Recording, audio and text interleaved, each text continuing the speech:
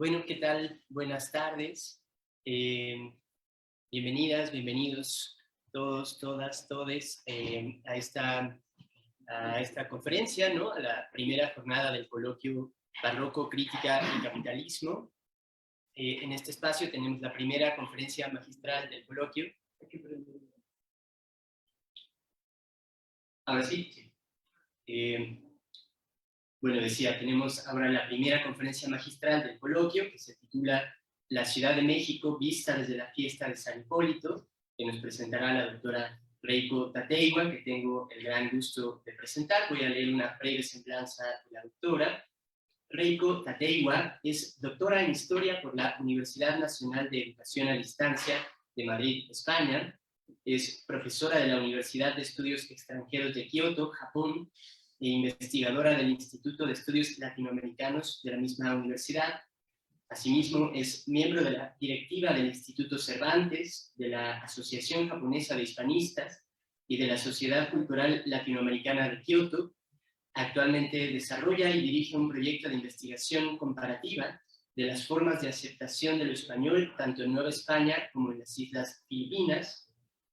Cabe decir que la doctora es también autora del libro El Cabildo de la Ciudad de México y la Fiesta de San Hipólito, siglos XVI y XVII, Simbolismo y Poder Español, un libro, por cierto, que se presentará en el marco de este mismo coloquio en la jornada de mañana a la 1:30 de la tarde en la sala 2 del auditorio de la unidad de posgrado.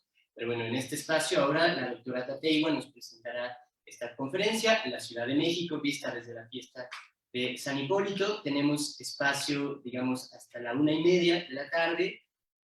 La propuesta, como ya se decía en la mesa anterior, consiste en trabajar a modo de seminario, por lo cual la doctora dispondrá de un espacio de entre 45 y 55 minutos para que el resto del tiempo lo dediquemos al diálogo, a la conversación, a los comentarios, etcétera, ¿no?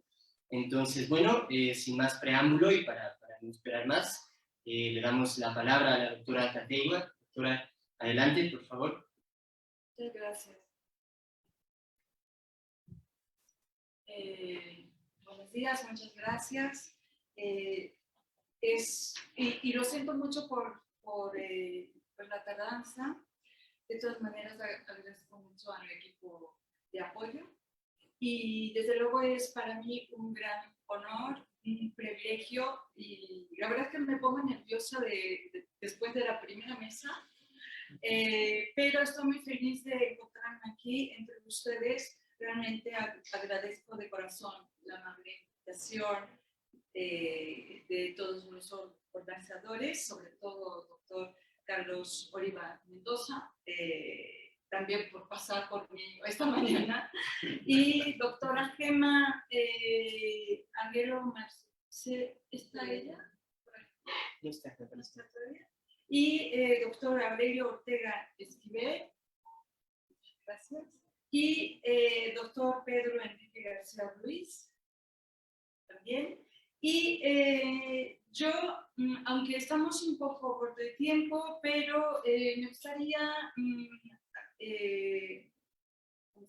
me gustaría hacer referencia a dos cosas que a lo mejor algo de Japón y pues y incluyendo esto mi agradecimiento especial para Carlos y por qué él es la razón por la que estoy aquí hoy. Y déjenme contar un poco el antecedente, mi primer contacto con la filosofía de Bolívar Echeverría, algo de la modernidad del barroco en Japón. Vamos a ver. Yo conocí a Carlos en 2017 en Tokio, en un congreso anual organizado por la Confederación Académica Nipona Española Latinoamericana, muy largo, pero la abreviatura es CANELA, donde él habló sobre pensamiento barroco y neobarroco en América Latina. Era un congreso abierto, pero era muy, digamos, no era muy frecuente tener a un ponente mexicano, entonces pues me ganó la curiosidad y me acerqué a Carlos y le pregunté por la razón por la que estaba en Japón y participando en nuestro congreso, y ahí entonces me dijo que estaba en Japón para entrevistarse con el filósofo japonés Karatani. Como no soy de la formación de filosofía, no he podido ayudar nada a Carlos, pero vimos que el único elemento que nos podía unir era el tema de barroco, pues mi tema de interés era México del siglo XVII. Entonces Carlos amablemente me obsequió los libros suyos y de Bolívar Echeverría. Me imagino con el deseo de que me familiarizara con el tema de la modernidad, de lo barroco. Francamente debo confesar que sí, los leí y los sigo leyendo, pero la verdad es que he comprendido muy poco. Pero sí, la mesa de hoy también me ha ayudado, como que sí entiendo lo que dicen, entiendo las palabras, pero a la hora de asimilarlo, comprenderlo, todavía bastante me cuesta. Entonces yo en Japón busqué ayuda en los estudios que estuvieran escritos en japonés, y tras búsquedas, finalmente encontré un libro que trataba la modernidad del barroco, que es esto. La obra póstuma de filósofo japonés, especialista en Kant, que ha traducido todas las obras de Kant al japonés, que se llama Megumi Sakabe, que en paz descanse. Él sufría de un tumor cerebral maligno y falleció en 2009. Y esta obra fue publicada en 2005, o sea, 4 años antes de su fallecimiento, y el título en francés que lo han puesto, ese título en francés yo no sé si es adecuado, porque yo lo traduciría como La modernidad del barroco, introducción a la historia del pensamiento contemporáneo, pero he encontrado una crítica de este libro y precisamente yo quería leerlo, y yo he estado en contacto con él, que está en Inglaterra ahora, y me acaba de confirmar que con él mismo no lo tiene, entonces ni se acuerda de lo que escribió. Realmente no puedo ahora traer la crítica o resumen del libro, pero lo que yo he podido entender era, y también muestra la portada, que apenas hay una luz que ilumina, y verdaderamente ahí son varios capítulos de lo que él había desarrollado en pensamientos, y como que él quería ponerlos en orden y por lo menos dejarlo ahí. Y un año después de su partida, en 2010, la Universidad de Tokio organizó un simposio a manera de mesa redonda con el fin de reflexionar los pensamientos de este filósofo Megumi Sakabe. Analizaron su crítica a la filosofía de Leibniz, a quien Sakabe elogió como un genio de cada 1000 años. También analizaron su mirada hacia la idea de la representación o el simbolismo de Europa como la raíz de las cosas que nunca desaparecen. Y así como también analizaron su atención y profundización de observar las cosas a través de las palabras. Sakabe consideraba a Kant como un genio de cada 100 años, y basándose en la crítica a Kant junto con el análisis sobre las palabras y las cosas de Michel Foucault, Saccabe inició la búsqueda de lo que sería, en palabras de Volver a Echeverría, el ethos barroco, pero de Japón. La única referencia que me parece que hay en español sobre el pensamiento de Saccabe es un artículo titulado El yo teatral en el pensamiento japonés contemporáneo, escrito por el profesor de la Universidad de Salamanca, Alfonso Farero. No sé si lo conocen, pero está en español y está en líneas, entonces podrán asimilar, bueno, podrán leerlo. Y también yo quería comentar un poco rápidamente. No sé si han oído hablar este nombre, Kohei Saito. Es un profesor joven de la Universidad de Tokio. Aquí tengo sus el link, sus conferencias en inglés. Ahora, bueno, lo que trae él es releer El Capital de Marx, pero desde el punto de vista,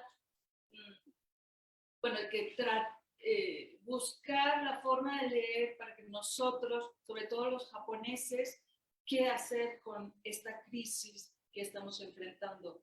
Un Japón, después del COVID, en un mundo en crisis con las guerras, nosotros estamos en Japón rodeados de focos de atención y nosotros dependemos muchísimo de materia prima, incluso en los alimentos casi no somos para nada autosuficientes.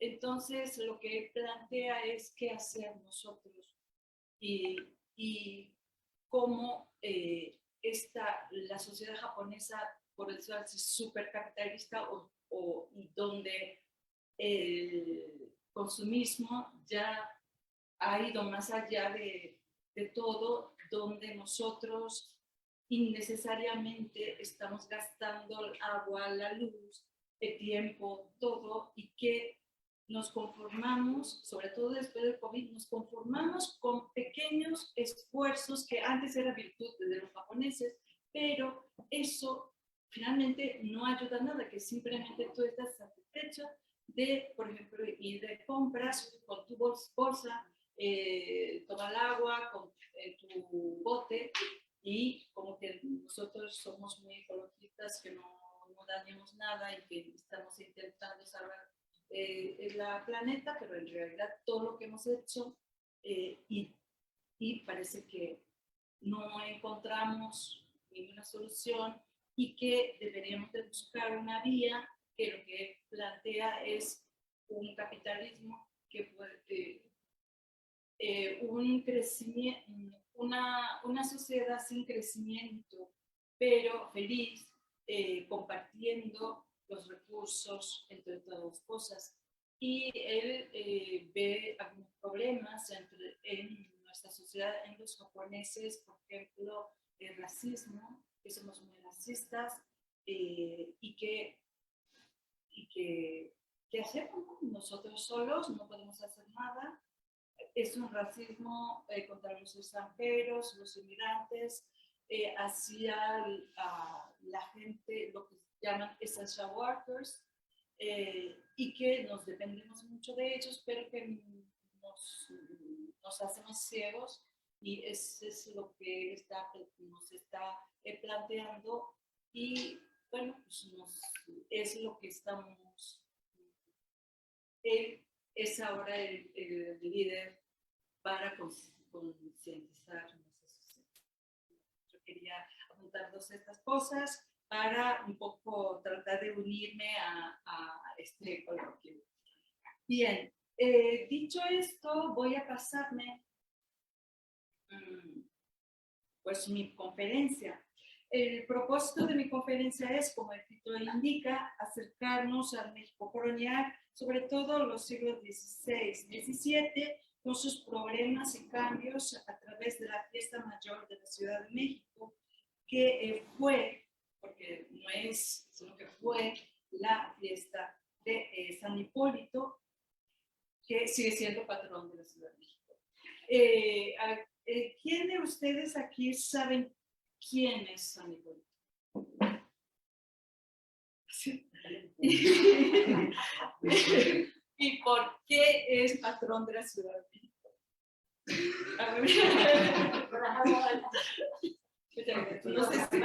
No sé si quiera, bueno, explicarnos aquí. Ok, gracias. Bueno, pero antes, pues como obligación,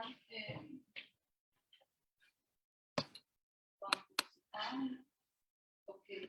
Bueno, entonces, dentro del estudio de la historia moderna, las fiestas constituyen uno de los principales eventos más ilustrativos para acercarnos a una sociedad del tiempo pasado. Al respecto, el historiador británico Peter Burke, gran especialista de los estudios de la cultura, que ya todo el mundo conoce, dice que en la cultura tradicional popular europea el escenario más importante era el de la fiesta, y yo creo que bien se puede aplicar para el México colonial. Otro historiador, ya se mencionó en la mesa anterior, José Antonio Maravall, él también resalta la importancia de las fiestas en el estudio de la historia y pues dice que las fiestas están ligadas como manifestación característica a la sociedad barroca. También porque responden a las circunstancias de la sociedad misma. Y las fiestas son, como todos los productos de la cultura barroca, un instrumento y un arma, incluso de carácter político. Bien. La celebración de San Hipólito fue un acto solemne de procesión que ya conocen todos, que es una procesión que en Japón sí yo tendré que explicarlo, pero aquí no hace falta, y con la que comenzaron a celebrar los regidores del Cabildo de la Ciudad de México. Al tiempo que ellos deseaban preservar la ciudad, la nueva capital, y su institución Cabildo, una institución autónoma que era. Y en la documentación, la mayoría está en el Archivo de Indias, también en el Archivo General de la Nación y también el Archivo Histórico de Ciudad de México en el centro. En la documentación consta que la primera noticia de la fiesta de San Hipólito data del 31 de julio de 1528 hasta su abolición por la Constitución de Cádiz de 1812. Aquí lo que hay es que ¿por qué celebramos San Hipólito el 13 de agosto? Aunque la documentación que acabo de mencionar, que se celebró en el 31 de julio, hasta ahora me doy cuenta, pero que en la carta de relación de Hernán Cortés dice: así preso este señor, que se refiere a Moctezuma, luego en este punto cesó la guerra de la conquista, a la cual plugo a Dios nuestro Señor dar conclusión martes, día de San Hipólito, que fueron 13 de agosto de 1521 años. Y esto es la fecha y la conquista y lo que viene siendo la fecha del día de San Hipólito. Y abajo lo que tenemos es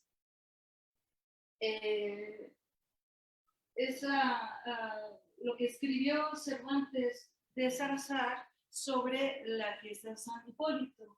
Y dice, se celebra la fiesta de San Hipólito para que la posterioridad conserve la memoria de tan insigne triunfo y se den las gracias a San Hipólito por el auxilio que prestó a los españoles en la conquista. Entonces, vamos a ver aquí un poco de las imágenes de San Hipólito, pero que San Hipólito fundamentalmente ha sido, digamos, el santo para los españoles de la Ciudad de México. Aunque sí es efectivamente, sabemos que también consta en las cartas de relación de Hernán Cortés que ellos acuden a Santiago.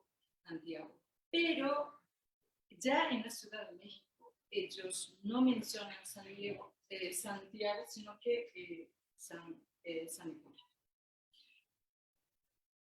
Esto es la imagen de San Hipólito. Él es San Hipólito, es un personaje soldado romano y por haberse convertido en cristiano, lo condenan de esta manera, tirado por caballos. Y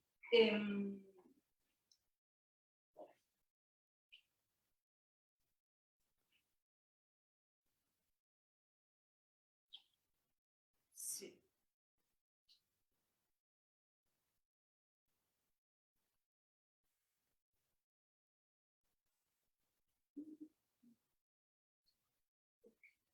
Sí, ese es un tríptico que se conserva en Brujas, que aquí vemos que este soldado romano no tiene nada que ver con la conquista de México, pero, o sea, el personaje no es de la época de conquista, pero que por la fecha y porque San Hipólito quiere decir el que domina los caballos, entonces es patrón de las caballerizas, es el patrón de los caballos y de cabalgatas, etcétera, etcétera. Entonces, es un guerrero que también coincide con toda la narrativa de la conquista.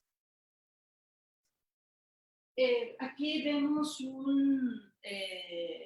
es un cuadro pequeño de Hernán Cortés orante frente a San Hipólito crucificado a manera de San Pedro. No sé si alcanzan. Y está tirado por el caballo. Esto es ya San Hipólito, pero sin caballo, es como peregrino. Y esta obra la pueden ver muy arriba, pero es casi difícil de alcanzar a ver por la baja de la catedral, pero ahí la tienen. Y esto es la imagen de San Hipólito, muy popular, que del siglo XVIII, que está encima de un águila. Y es un soldado romano que porta el estandarte real. Y aquí tenemos otro San Hipólito, pero en Puebla, en la iglesia de Santa María Tonantzintla. Yo siempre pensé que estaba encima de una piña, pero no, que es una águila y tiene como apenas alcanza a ver un listón rojo que vendría siendo el estandarte. Esto es un libro de coro de la Catedral de México, muy curioso, es una miniatura que está el soldado romano San Hipólito con el estandarte, pero está bañado no de oro, sino de plata.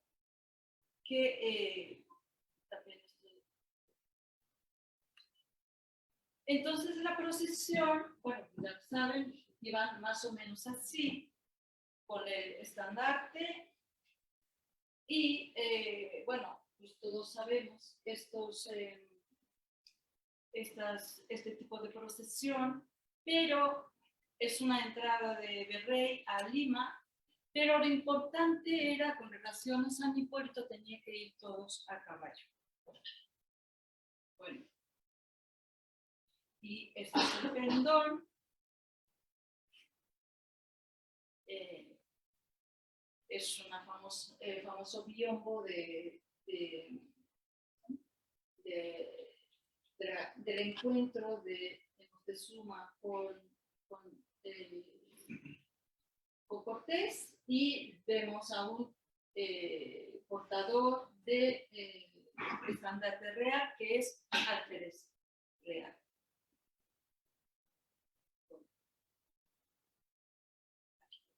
Entonces, rápidamente vamos a ver la ruta de la procesión. La procesión era conocida como el Paseo de Pendón.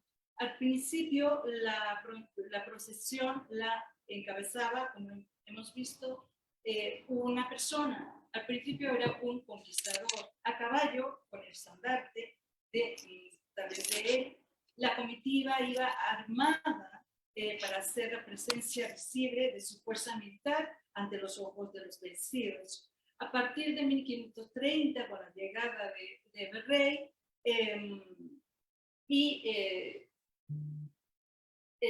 digamos que ya no figura el conquistador, sino un regidor en turno, por antigüedad, el que encabeza la procesión.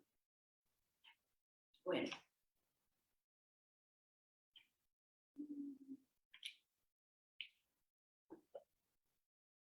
Entonces veamos esta ruta de la procesión.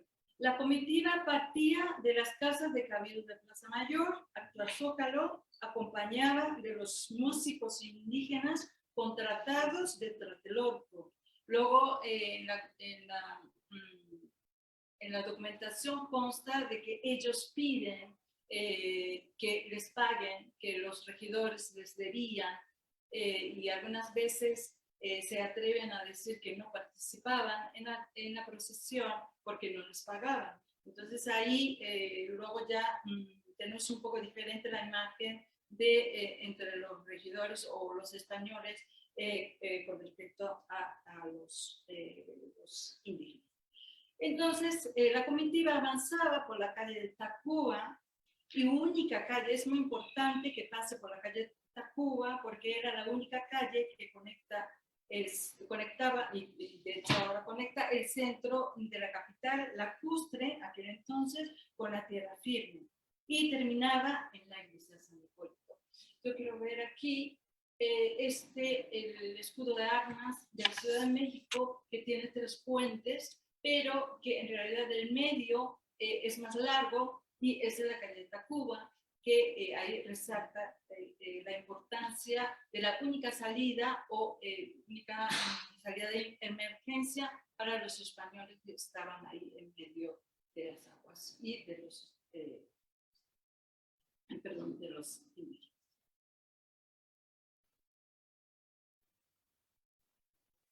Bueno, entonces, ¿quién de ustedes sabe dónde está ahora el templo de San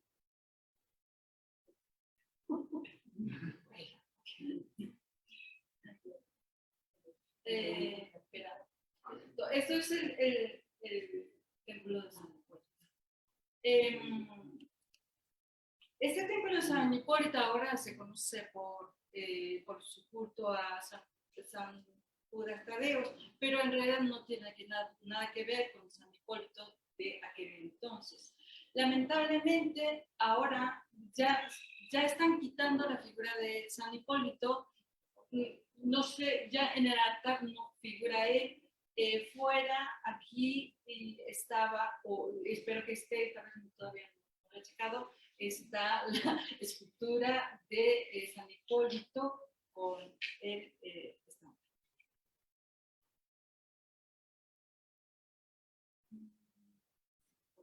El templo de San Hipólito entonces se encuentra ahí donde se encuentra ubicada ahora, donde está el Metro Hidalgo, sobre el Paseo de la Reforma, en esquina con la avenida Hidalgo. Al llegar el cortejo a la puerta de esta iglesia, al atrio, salían los indígenas de aquel entonces de las parcialidades de Santiago y de San Juan a recibir a los regidores con rama de flores en sus manos. Esto viene descrita en Retórica Cristiana, la obra de franciscano Diego de Valdés, publicada en 1579. Y con la llegada del virrey, la composición de cortejo cambia. Antes eran los conquistadores, los regidores y algunos pobladores, primeros pobladores armadas, y acompañado de los músicos indígenas. Con la llegada del virrey, la composición del cortejo cambia, pues se va a incorporar las autoridades virreinales, el virrey, la audiencia, los demás oficiales reales. Entre las órdenes regulares también participan, parece que fueron los franciscanos los que tuvieron mayor participación ofreciendo misas en la iglesia de San Hipólito, porque curiosamente hay un teatro teatro de los franciscanos, que ellos ven a San Hipólito como el que ayuda en la batalla de conquista, en la noche triste, lo que ayudan, animan a los indígenas que estaban con Cortés. Entonces, y además, la ruta de regreso pasa por frente del convento de San Francisco. Bueno, este es el mapa. Y además, curiosamente, el cortejo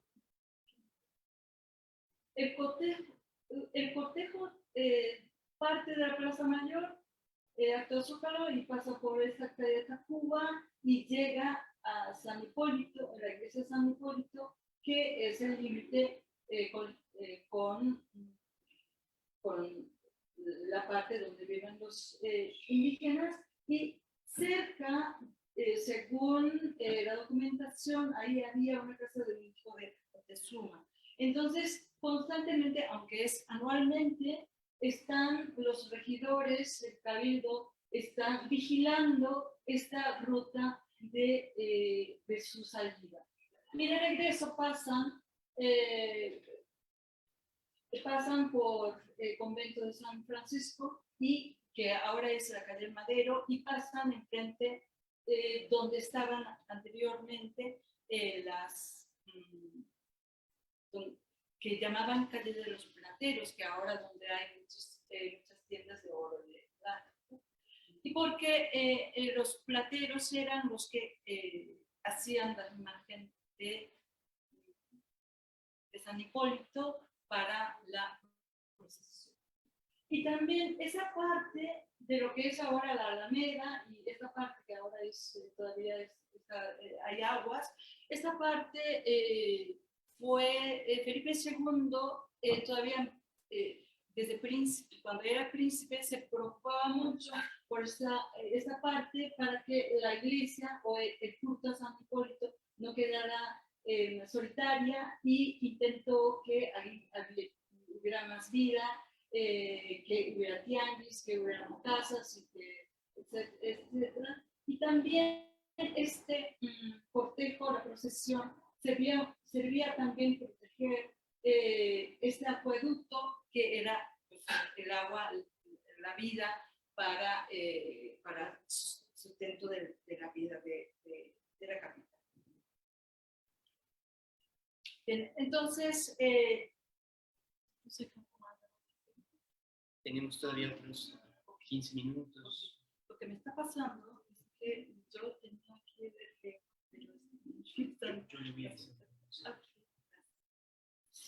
Bien, entonces el preparativo de la festividad iniciaba a partir de enero con la elección de alférez, el portador de estandarte, y en junio, después de la celebración del Santísimo Sacramento, se decidían los detalles de la celebración de San Hipólito. Los detalles porque a veces se tenían que mover la fecha, tenían que pues, traer toros menos, variaban el número de toros desde el 10 hasta 100, y también tenían que ponerse de acuerdo con el virrey, con el arzobispo, si podían asistir o no podían asistir. Entonces se llevaban haciendo ese tipo de negociaciones lo que es todo el mes de julio.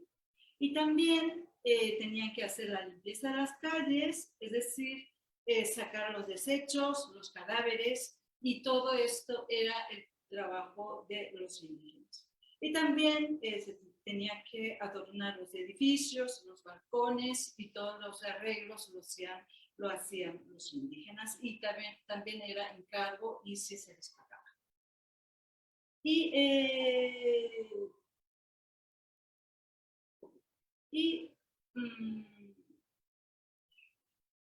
era importante, después de la procesión, hacer la fiesta taurina y también el juego de cañas, que era un juego caballeresco de combate, de combate. La fiesta taurina se mandaba a traer, como yo decía, 100 toros y duraba una semana. Después del siglo XVII va a ser tan solo 3 días. Y luego juego de cañas, se tenía que prepararse cada regidor o cada, por decirlo así, nobleza de la Ciudad de México, su cuadrilla, su equipo, compuesto de 8 o 10 caballos, pajes, con todo vestuario, que se presumían con vestimenta, con los botones de oro, que traían las joyas y las perlas, y con la tela de China, todo este tipo de lujos que ahí se presumían. Y a pesar de las lluvias, porque en verano siempre había lluvias, las lluvias nunca fueron motivos de interrupción. La procesión iba y llovía, se paraba ahí, se quejaba de que no había ningún techo protector, y después la gente, la comitiva, prefirió mucho ir en coche, en el carruaje, que en México, siglo XVI-XVII, más que en las ciudades de Europa, la gente utilizaba carruajes. La procesión en carruaje se va a permitir hasta el siglo XVIII. Todo el tiempo, tanto siglo XVI, XVII, el cabildo y también el virrey insistía que todo se hiciera a caballo. Bueno, después de la fiesta se revisan los pagos, sobre todo atrasados, y las deudas acumuladas, y también discutían acerca de los problemas, sobre todo para financiar la fiesta, y proponían soluciones y negociaban con el rey, o a veces enviaban un representante a la corte de Madrid. La falta de presupuesto fue uno de los grandes obstáculos para la realización regular de la festividad. Tengan en cuenta que cabildo, los regidores no se hacían solo responsables de esta fiesta, sino que tenían otras fiestas como Santísimo Sacramento y otro tipo de, para que no hubiera más temblores. También se va a incorporar también la fiesta de culto a San Felipe, también el primer criollo, y después también tienen que pagar por culto a la Virgen de Guadalupe. Pero buena parte de hasta el siglo XVII, el dinero destinado, la mayor parte destinado para fiestas, la buena parte iba destinado para esta fiesta de San Hipólito. Y así, pero también el cabildo tenía que dar la prioridad al recibimiento del virrey, que también casualmente, bueno, por el itinerario de los buques, llegaban también en agosto. Entonces el cabildo siempre tenía que ver si daba más prioridad a virrey y inmediatamente tenía que hacer la fiesta de San Hipólito. Muchas veces cuando los años que llegaban el virrey, el cabildo no quería hacer la fiesta, pero eran los virreyes que llegando, dice, a ver, ¿cuándo? Estoy esperando que hagan la fiesta de San Hipólito, porque ahí en España es muy conocida. Y además, esa fiesta de San Hipólito era una fiesta ejemplar a seguir de toda América. Por ejemplo, en Guatemala y otras provincias dicen, no, que se haga la fiesta como se hace. Bien. Y además, todas las detalles están dictadas por las leyes de las Indias. Bueno, y también el virrey siempre argumentaba que deseaba que esta tradición continuara para perpetuar la memoria de gran victoria de la monarquía hispánica y de la fe cristiana. Pues así lo celebraban los regidores con gastos pero moderados y reduciendo el número de, por ejemplo, velas, comprando telas baratas para su vestuario, prohibían coser las joyas, presidiendo también el banquete, llamarse banquetes, poniendo multas a los regidores que faltaban o llegaban tarde a las sesiones. Uno de los mayores ingresos de cabildo era la renta de los locales de la Plaza Mayor. No obstante, fue siendo una costumbre tomar dinero del impuesto recaudado por la venta de vino, destinado para las obras de desagüe de la ciudad de Lacustre, que era tan importante para esta ciudad. Los regidores consiguieron la aprobación del virrey, aunque por parte de algunos regidores hubo protesta diciendo que ese dinero debía destinarlo para la reparación de la cañería, que estaba muy deteriorada, que afectaba tanto a los ricos como a los pobres de la Ciudad de México.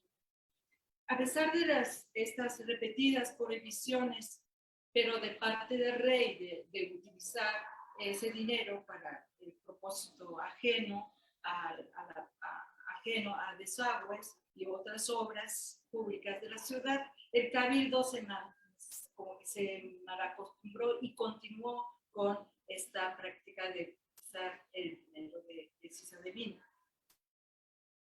Ahora vamos a ver, yo creo que eso es lo que necesitamos. A lo mejor es muy pequeño, pero es una tabla que muestra los cambios que sufrieron esta festividad a lo largo de los 300 años. 1520, quiero decir que antes de llegada del virrey, la marcha militar, perdón,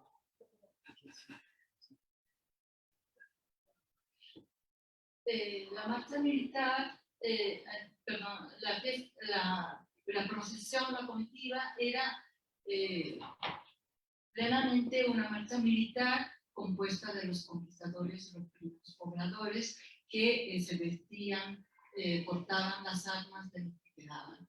Y fueron encabezadas por un conquistador con el pendón primero de él y luego de la ciudad con su escudo de las armas. Y luego se va a decir que siempre portaba el pendón de Hernán Cortés, pero no, en realidad la ciudad siempre cada año se mandaba a hacer uno nuevo y siempre discutían qué tipo de tela, si es de seda o qué tipo de... bueno, qué escudo... sí, exactamente, gracias. ¿Qué tipo de hilos y de todas estas cosas de lujo para su lucimiento? Y en 1530 el rey crea el oficio de alférez real, no va a ser el conquistador el que lleva el pendón, sino que es alférez real es el regidor más antiguo y por turno. Porque tenía que ser por turno porque ese Alférez que tenía que costear bastantes los gastos de la fiesta y en realidad es que no, luego no van a querer,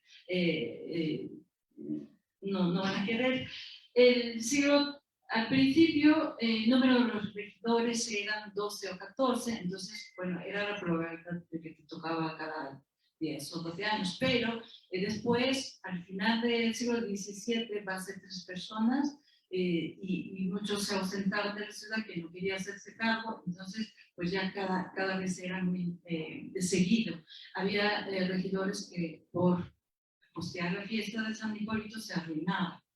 Bueno, y 1540 es cuando el latente, va a ser, era una época latente de alzamiento de los indios contra los españoles, entonces más va a ser, más con entusiasmo, se va a celebrar la fiesta de San Hipólito, y es el príncipe Felipe que desea que crezca esa devoción por el San Hipólito. Entonces traen las reliquias de San Hipólito desde Italia. Después, en realidad, la iglesia, como ustedes saben, esa iglesia está del templo que está en Hidalgo, en el metro de Hidalgo, ahí, esto se termina de construir hasta 1736. Entonces, en realidad, durante el siglo XVI y XVII nunca tuvieron una iglesia, pero en la documentación sabe que llega la iglesia. Lo que fue, parece ser que unas ermitas que iban construyendo, homenajeando a los caídos de la noche triste, sus amos, sus familiares, y pues cada que se volvía a España o que se moría la familia, pues ahí quedaban abandonados, hasta que es el virrey Monterrey, que llega a 1559, que decide hacer una fiesta digna, una iglesia digna para lo que fue el triunfo de los conquistadores. Entonces, importante, en 1566, la famosa rebelión del hijo de Martín Cortés. Esa rebelión va a ser Martín Cortés va a tomar ese día la fiesta de San Hipólito como el lugar de rebelión. Entonces, él va a fracasar, pero la fecha va a ser para él y para toda esa generación de la segunda generación de los criollos muy simbólico. Y en 1580 la propuesta de construcción de la iglesia de San Hipólito por el virrey, y es cuando Alférez obtiene el voto de voz en el cabildo, va a tener una primicia. Y a partir de 1620 va a ser muy frecuentes las excusas de parte de los regidores de la nobleza para no participar en el juego de cañas. Y también va a haber el recorte del presupuesto y la decadencia en total la fiesta. Vamos a pasar. Ok. Entonces, aquí. Entonces, el juego de cañas, como digo, que eran el combate de los caballeros, y era el virrey que necesitaba la defensa de la ciudad y también los puertos, tanto Acapulco como de Veracruz. Entonces necesitaba que ellos, los regidores, los poblados, los habitantes de la Ciudad de México, ejercitaran esos juegos. Incluso es el virrey que me mostraba el ejemplo, y él mismo llevaba su equipo y participaba.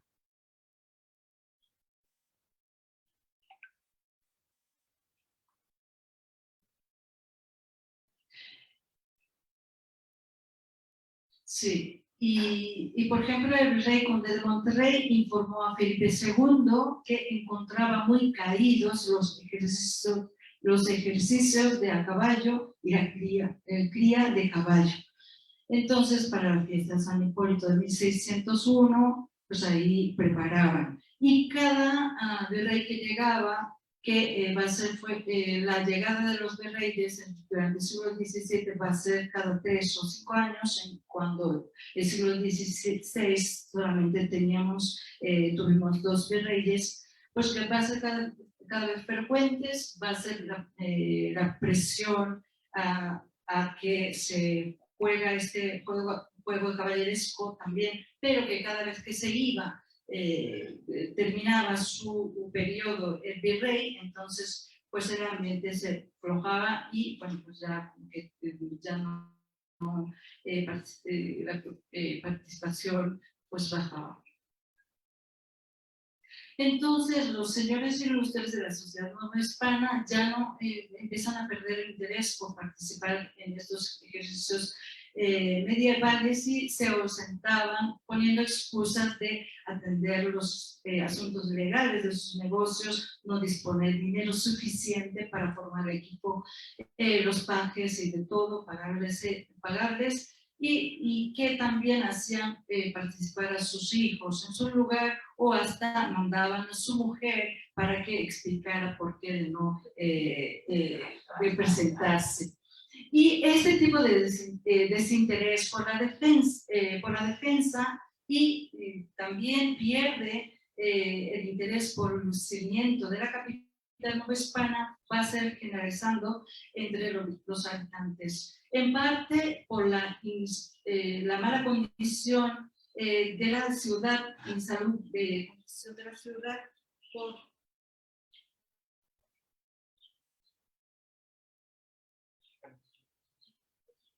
No tiene ya batería. Y por las repetidas inundaciones, etcétera, van a buscar su fuente de trabajo fuera de la ciudad y van a encontrar riquezas fuera de la ciudad de México. El abandono va a ser notorio cuando se realizó el paseo de Pendón con tan solo 3 regidores.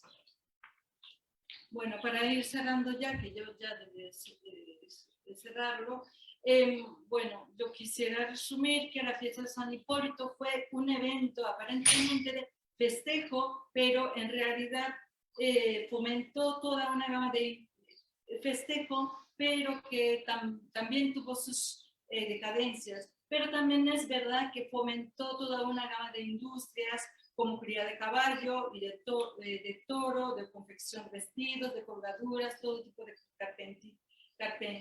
carpintería, construcciones de toriles y de gradas, también de desagüe, suministro de agua potable, que fuera estable, la limpieza, de higiene, el sistema de colaboración con los pueblos de indios, también del sistema defensivo de Nueva España, que no tuvo mucho éxito, pero ciertas épocas sí.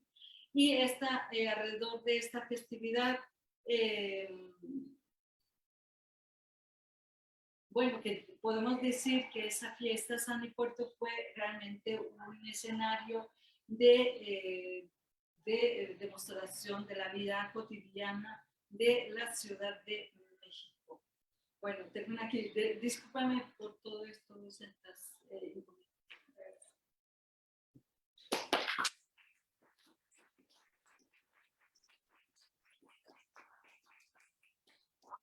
Bueno, muchísimas gracias a la doctora Reiko Tateigua por esta interesantísima conferencia. Podemos abrir una primera ronda de preguntas y comentarios. Si quieren, quizá podemos juntar 3 participaciones y que la doctora tenga oportunidad de responder. Y así, ¿no? Tenemos unos 20 minutos, entonces creo que tenemos tiempo. Entonces, ¿a alguien aquí presente le gustaría hacer alguna pregunta o comentario? Alejandro, por favor. Muchas gracias. Muy bueno. Tengo una pregunta que tiene que ver con tu interés. ¿Por qué te interesó San Hipólito? ¿Cierto? Se replica en Japón, se presenta la sociedad cristiana a través de este santo también. primera pregunta. Si por eso ya estaría interesado en trabajar en proyectos San Hipólito. Y la otra pregunta, me dicen se habla muy rápido, o no mexicano, es el problema de la fiesta. Yo creo que nos lleva de vuelta a lo que hemos discutido también en la mañana y vamos a seguir discutiendo. El modelo barroco para entender la fiesta. Pero esta es una fiesta que, bueno, es una imposición, es una creación política. Entonces, claro, la pregunta sería más bien abierta, ¿no es cierto?, por el enlace con el movimiento barroco, que, sobre todo, también sopesa una imposición. Por cierto, eso recuerda la justicia, la huida de esta noche triste, ¿no es cierto?, que es la huida. De hecho, ahí mismo está el puente de Alvarado, que según entiendas, con Nacho, ¿no es cierto?, intenta saltar, precisamente llega a San Hipólito. Eso, claro, me abro a pensar en esta profundidad histórica que da la fiesta y al mismo tiempo una significancia que puede llegar a tener, si lo pensamos desde hoy, más aún con una fiesta que ha sido, más allá de su imposición, por lo que entiendo, ha sido relevada por otra, son cuartaderos. Eso. Gracias. Yo creo que la segunda pregunta es más importante.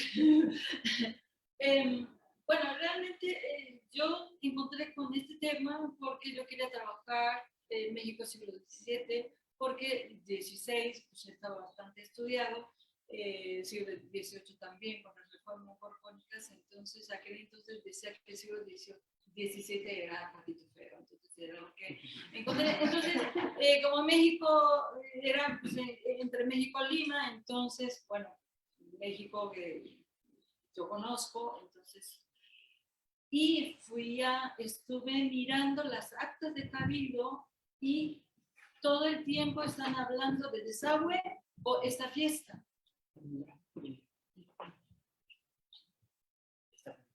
Curiosamente, todo el año están con el problema de agua o con los preparativos de esa fiesta. Y ahí va la segunda pregunta. La imposición, claro, sí, pero también lo interesante es eso, de que son los regidores que nosotros queremos hacer presente nuestra presencia al principio ante los enemigos indígenas, después también ante las autoridades, también a la iglesia. Y ellos mismos, entre ellos mismos, regidores hacen competencia de quién va a va a destinar dinero para que se haga más vistosa la fiesta, pero también entre ellos se ayudan. Por ejemplo, a ti te toca este año, pero yo sé que tú tienes muchas deudas, entonces vamos a cambiar el turno y así se van ayudando. Entonces, son fenómenos muy interesantes a mí, al nivel individual de cada regidor y también la relación que tiene el cabildo con el virrey. Y como que yo veo que ahí están en discusión, ¿no? en la Plaza Mayor del Zócalo. Pero depende del virrey, porque hay virreyes criollos que sí quieren conservar esta tradición de la fiesta de San Hipólito. Y son ellos, por ejemplo, virrey Monterrey, también virrey de Cerralbo, son criollos ellos. Entonces, también el hijo Velasco, virrey, ¿sí, no? Luis de Velasco, hijo, va a ser 2 veces. Entonces ellos ayudan, se preocupan y constantemente qué está pasando con la construcción de la iglesia, pero también son los regidores que no aceptan el dinero de virrey. Son ellos, aunque fueran virreyes, no, que ahí está, consta en acta que sacó de su bolsillo y puso 2,000 reales de oro.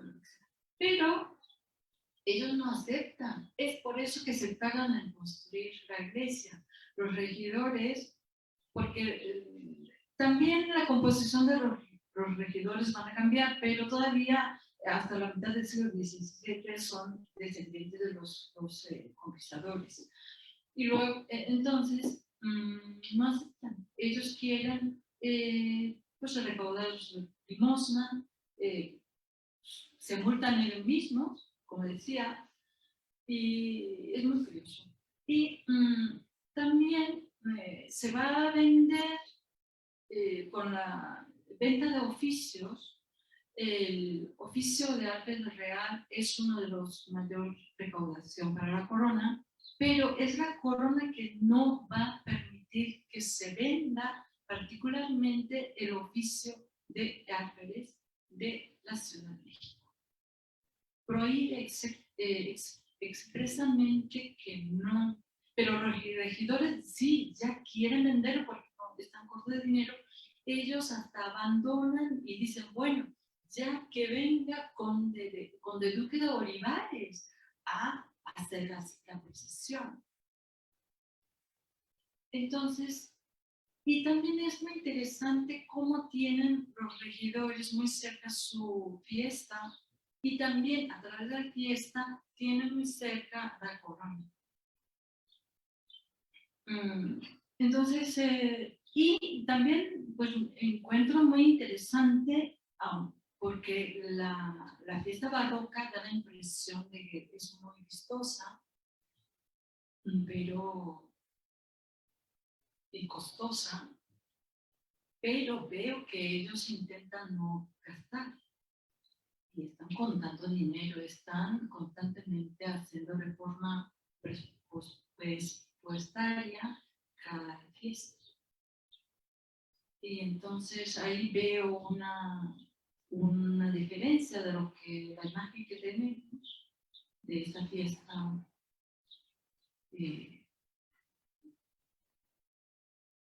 pero que no, que realmente están, pero que están viviendo esa fiesta de los hijos. Muchas gracias, doctora. Tenemos una pregunta de parte de quienes nos siguen por vía virtual. Cristian dice, buenas tardes, felicidades por esta conferencia. Con base en la tabla que se expuso, me gustaría saber si se sabe qué tipo de reliquias de San Hipólito se trajeron, cuántas y qué pasó con ellas, si se resguardan aún en la iglesia, pregunta Cristian. Ay, muchas gracias. Yo también me preguntaba, pero esos detalles no vienen y nada más dicen que mandaron a traer unas reliquias, pero en las actas tiene una descripción de que mucha gente vino a ver las reliquias, pero claro, porque como no había la iglesia, entonces no sabemos dónde, o sea, esa iglesia que se refiere, pero que la procesión siempre llegaba a ese lugar de San Hipólito, pero claro, es muy interesante porque al fin y al cabo en 1822 el pensador mexicano dice que la verdad es que estamos muy engañados celebrando ese paseo de pendón, la fiesta de San Hipólito, que llegaba a la capilla de los locos, del hospital de los locos. Pues sí, porque ahí no es que era el hospital de los locos, sino que era el hospital para los españoles, los descendientes de los conquistadores y los descendientes de ellos, y que los traían los enfermos desde Veracruz y para no tenerlos en la ciudad, los tenían ahí, esa parte linda de la ciudad.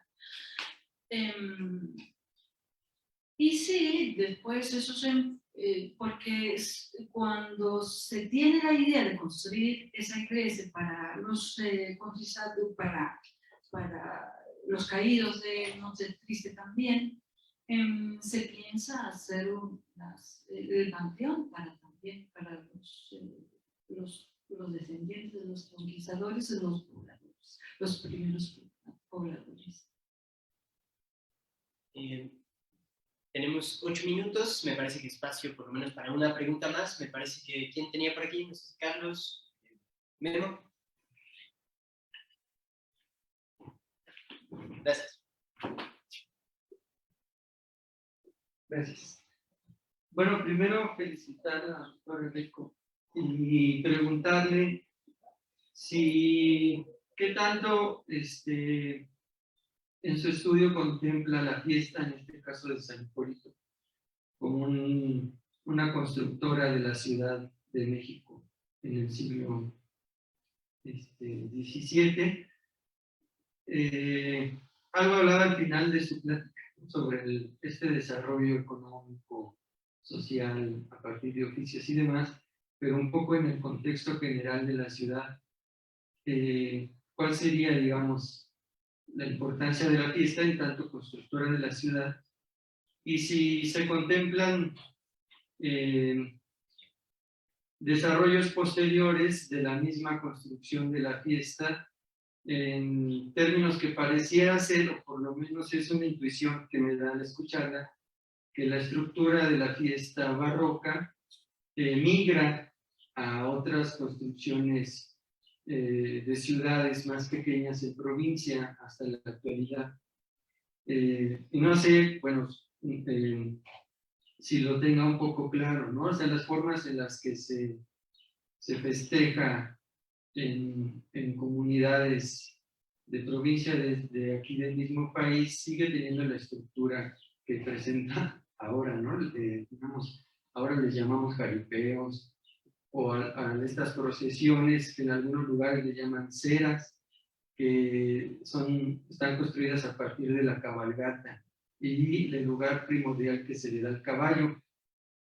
En ese caso, pareciera ser que están molestando todavía en la fiesta, por ejemplo, estas formas naturales, como el agua o los mismos animales, ¿no?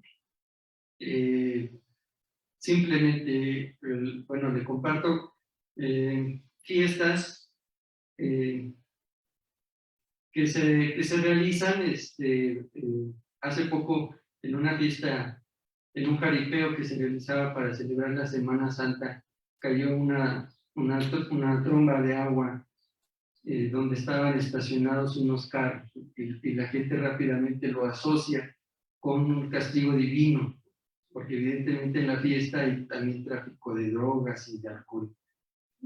Bueno, nada más.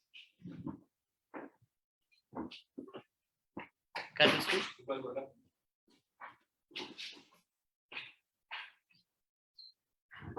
Pues gracias otra vez, Rico. Va a quedar ahí grabada tu conferencia. Y a mí me parece muy importante porque es una investigación. Rico no dijo que los mapas, el trazado, un poco lo ha levantado ella. Entonces es brillante que se vea. Y cada vez que oigo y que he visto tu libro, vuelvo a pensar que ese límite entre la iglesia de San Hipólito y la iglesia de San Cuitas Tadeo y el Zócalo sigue operando como un límite de la ciudad, como un centro de la ciudad, y que incluso eso explica por qué ese repoblamiento tan complejo de la iglesia de San Hipólito. Y ese trazado está ahí como un núcleo muy importante de la ciudad que tiene que ver con la noche triste, ¿no? Entonces, bueno, esa forma dramática pues, que has reconstruido y sobre la que hay mucho que trabajar me parece muy importante. Pero dos cosas quería decir. Ahora que te oigo otra vez, pienso en efecto cómo esto ha migrado en la estructura política mexicana. Y desde la estructura de la mayordomía hasta la estructura del juego de poder político mexicano internacional, cómo estos códigos están tan sedimentados en el 16 y en el 17. Pero algo que no había caído en cuenta hasta ahora que te oigo es cómo estas economías feriales están rigiendo en cierta medida el tráfico de mercancías, el uso de mercancías, pero sobre todo el capitalismo crediticio y de deuda, ¿no? Pues hay una estructura muy potente y de mucho juego entre el crédito y la deuda, que a mí me parece la estructura central del capitalismo del 16 y del 17, ¿no? El crédito, la deuda y un juego mercantil que pasa por la fiesta. Entonces, pues muchísimas gracias.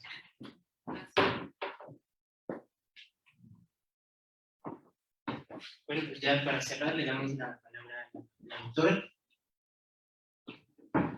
Muchas gracias. Es que como yo había dado de ese tema en los años anteriores, entonces intenté enfocar un poquito más diferente, pero bueno, gracias por entenderme.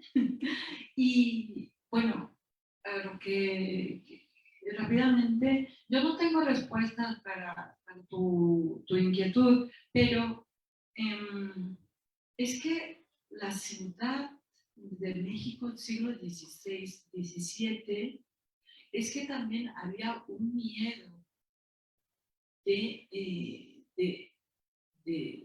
caerse atrapado en ese espacio. Entonces era muy importante asegurarse de esa calle de Tacuba. Y no son solo los regidores, sino que esa avenida estaban todos los otros conventos y ellos también hacían sus procesiones. Por ejemplo, incluso las capuchinas, creo que eran concepcionistas, hacían una procesión, pero en silencio. Entonces, es una vigilancia de comunidad, ¿no? Cada procesión pasaba y era ese espacio tan pequeño, porque si lo caminas ahora son 30 minutos que lo he hecho, ¿no? Entonces, pero era un espacio vital, era un espacio seguro, vital, seguro, con agua y agua potable. Y las marchas, los conquistadores, ellos tenían que hacerlo para revisión de sus armas, pero curiosamente no estaban después, no muy bien dispuestos a salir, por ejemplo, a Veracruz contra los corsarios o contra los holandeses. Y después van a preferir a ir a las minas, van a encontrar sus oficios en las minas. Y entonces sí, hay que ver las rutas que pasaban, otras procesiones y la urbanización de la ciudad. Y yo, último, yo no veo esa fiesta como... yo quiero ver esa fiesta como una fiesta colonial, que ya quedó ahí. Porque ahí, en esa fiesta de San Puerto, no hay una participación, protagonismo de los indígenas, ni los negros, ni los mestizos. Son realmente españoles. Pero lo interesante es que hay una relación de negocios, de comercio con esas personas o con esas comunidades, y ellos sí que lo negocian. Ellos reclaman sus deudas, ellos dicen, no, si no nos pagan, ya van 2 años que no nos deben, si no pagan, no vamos. Pero también es la catedral, el cabildo catedral no colaboraba con los regidores. Ellos se hacían tontos y cobraban para hacer la misa en la catedral. Entonces cada grupo, cada año, según la situación en que se encontraba Nueva España ante otras potencias, si llegaba los buques, la flota desde Indias, digo, desde Europa, o si no, de Filipinas, ¿no? También dependía mucho de las circunstancias, creo, no es nada estático, entonces es muy importante siempre ver, no es una simple fiesta, sino que hay que ver también, porque también es el virrey que quería la fiesta, pero cuando el virrey es arzobispo, tampoco no sabía qué hacer, porque supuestamente quería prohibir que se estuvieran en fiesta en todo momento. Entonces, es un problema existencial que tiene el gobernador, digamos, y todos. Y se quejan, es que ¿para qué tenemos que ir a esa fiesta? Que es una pérdida de tiempo. Luego lo dicen abiertamente, pero no se atreven. Bueno, pues un rato vamos. Es muy curioso. Y hasta que después sí, los indígenas también van a querer participar. Y ahí cuando pues, también viene otro. Muchísimas gracias a la doctora Reiko Tategua por esta espléndida conferencia. Y bueno, se nos acabó el tiempo, entonces les agradecemos muchísimo a quienes nos han escuchado y bueno, permanezcan en sintonía porque seguimos con la siguiente mesa del coloquio.